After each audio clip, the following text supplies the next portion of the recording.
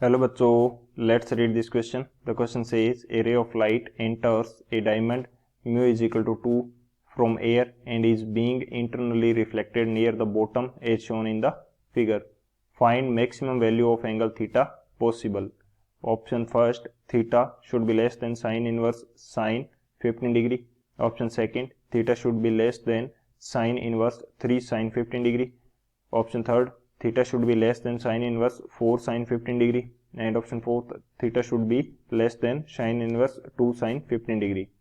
तो इस क्वेश्चन के अंदर हमें दे रखा है कि एक लाइट रे किसी डायमंड जिसका रिफ्रैक्टिव इंडेक्स 2 है उसके अंदर इंसिडेंट होती है और बॉटम के नज़दीक क्या हो जाती है, टोटल इंटरनली रिफ्लेक्ट कर जाती है. तो हमें थीटा की maximum possible value find out करनी है.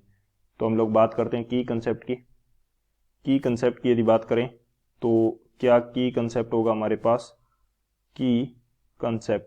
तो की कंसेप्ट के रूप में हम सबसे पहले यहाँ पे फाइंड आउट करना चाहेंगे. सबसे पहले देखेंगे कि जो स्नेल्स लॉ होता है वो क्या होता है.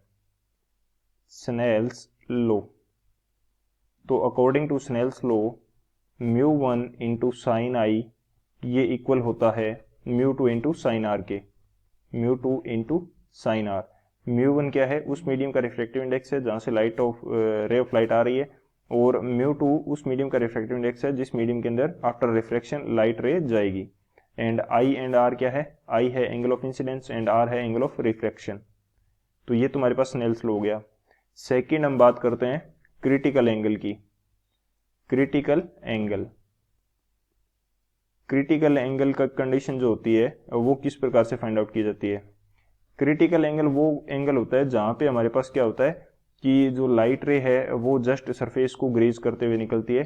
टोटल इंटरनल रिफ्लेक्शन जिस एंगल के बाद में होगा उस एंगल को क्या बोला जाएगा, क्रिटिकल एंगल बोला जाएगा. यानी कि यदि एंगल ऑफ इंसिडेंस आई की वैल्यू क्या है, ग्रेटर देन थीटा सी, तो वो क्या, थीटा सी क्या होता है यहाँ पे, क्रिटिकल एंगल होता है.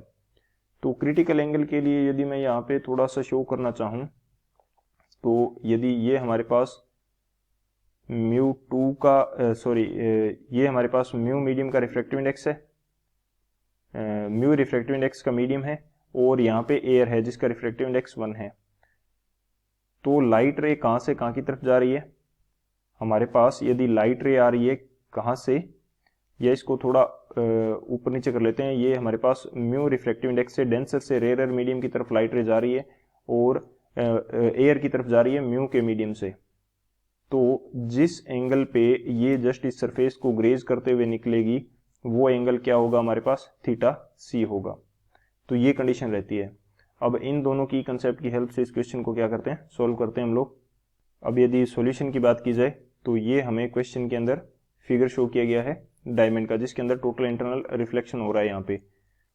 तो ये जो एंगल है इसको मैं मान लेता हूँ कि ये मेरे पास क्या है, क्रिटिकल एंगल थीटा सी है, क्योंकि हमें थीटा की maximum possible value find out करनी है. तो मैक्सिमम पॉसिबल वैल्यू के लिए मैं जस्ट इसको मान के चल रहा हूँ कि ये इसको जस्ट ग्रेज, सरफेस को जस्ट ग्रेज करते हुए निकल रही है. तो थीटा सी की वैल्यू यदि हम फाइंड आउट करेंगे तो हमें मैक्सिमम वैल्यू मिलेगी. तो थीटा सी की वैल्यू फाइंड आउट करते हैं. तो यानी कि यहाँ पे क्या लगाते हैं, क्रिटिकल एंगल का कंसेप्ट लगाते हैं. Critical angle. तो यहाँ पे यदि मैं स्नेल्स लॉ अप्लाई करूंगा तो स्नेल्स लॉ क्या आएगा, μ1 कहाँ से लाइट रे आ रही है, अभी इस सेकंड सरफेस की बात कर रहे हैं हम लोग जहाँ पे टोटल इंटरनल रिफ्लेक्शन हो रहा है. तो वहाँ पे लाइट रे कहाँ से आ रही है, डायमंड से आ रही है. तो डायमंड का रिफ्लेक्टिव इंडेक्स कितना है, 2, और इंसिडेंस एंगल कितना है, sine theta C, which is equal to μ2 जाएगी कहाँ पे, एयर के अंदर. तो एयर का रिफ्लेक्टिव इंडेक्स 1 है, एंड और जब ये जस्ट ग्रेज करते हुए निकलेगी तो रिफ्लेक्शन एंगल कितना होगा, 90 डिग्री होगा. ये किस प्रकार से होगा, हमने की कंसेप्ट के अंदर बात करी थी. तो यहाँ पे यदि नॉर्मल के साथ एंगल देखा जाए तो रिफ्लेक्शन एंगल कितना है, 90 डिग्री है. तो ये 90 डिग्री हो जाएगा. तो साइन थीटा सी की वैल्यू कितनी आएगी, साइन थीटा सी की वैल्यू आ जाएगी 1/2, क्योंकि साइन 90 डिग्री 1 होता है. तो थीटा सी की वैल्यू कितनी आ जाएगी, 30 डिग्री. यानी कि इसके लिए क्रिटिकल एंगल की वैल्यू कितनी है, 30 डिग्री है. अब जब मैं इसको क्रिटिकल एंगल मान रहा हूं तो ये एंगल मेरे पास कितने डिग्री का है, ये एंगल हो गया मेरे पास 30 डिग्री का. तो ये जो पूरा एंगल होता है सरफेस के साथ नॉर्मल का एंगल होता है, ये 90 डिग्री होता है. ये यदि पूरा 90 डिग्री है तो ये एंगल कितना आ जाएगा मेरे पास, 60 डिग्री. अब ये एंगल 60 डिग्री है तो ये एंगल मैं इजीली फाइंड आउट कर पाऊंगा. ये एंगल कितना हो जाएगा, जब ट्राइंगल की बात करते हैं हम, इसको मैं बोल देता हूं A B C, sorry triangle नहीं, हम बात करते हैं क्वाड्रिएंगल की।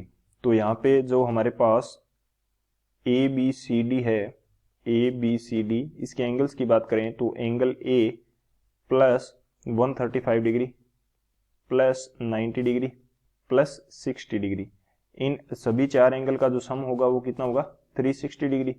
तो यहाँ से एंगल ए कितना आ जाएगा हमारे पास, ये आ जाएगा 75 डिग्री, ये कितना आ गया 75 डिग्री आ गया।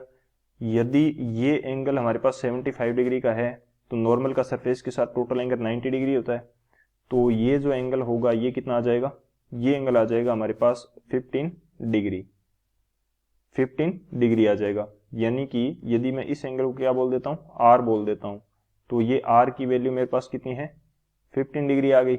अब मैं फर्स्ट सरफेस के लिए स्नेल्स लॉ अप्लाई कर देता हूँ, स्नेल्स लॉ। तो फर्स्ट सरफेस के लिए जहां से लाइट रे इंसिडेंट हो रही है तो वहां पे स्नेल्स लॉ अप्लाई करेंगे, तो μ1 की वैल्यू क्या हो जाएगी, एयर से आ रही है हमारे पास लाइट रे, तो एयर का रिफ्रैक्टिव इंडेक्स 1 होता है इंटू साइन आई, आई की वैल्यू यहाँ पे क्या है साइन थीटा है, तो ये मेरे पास आ गया sine theta, which is equal to 2 into sine, जा किस में रही थी डायमंड के अंदर, डायमंड का रिफ्लेक्टिव इंडेक्स 2 हो गया, और साइन आर, आर की वैल्यू कितनी है 15 डिग्री, तो ये हो जाएगा साइन 15 डिग्री। तो यहां से थीटा की वैल्यू क्या आ गई मेरे पास, थीटा की वैल्यू आ गई sine inverse 2 sine 15 degree, 2 sine 15 degree, ये थीटा की मैक्सिमम पॉसिबल वैल्यू है। लेकिन मेरे को यहाँ पे इस थीटा की इस एंगल इस वैल्यू के लिए यहाँ पे क्या हो रहा है, जस्ट ग्रेज करते हुए निकल रही है, लेकिन मेरे को क्या चाहिए, थीटा की वैल्यू चाहिए जब हमारे पास नॉर्मली TIR हो जाए।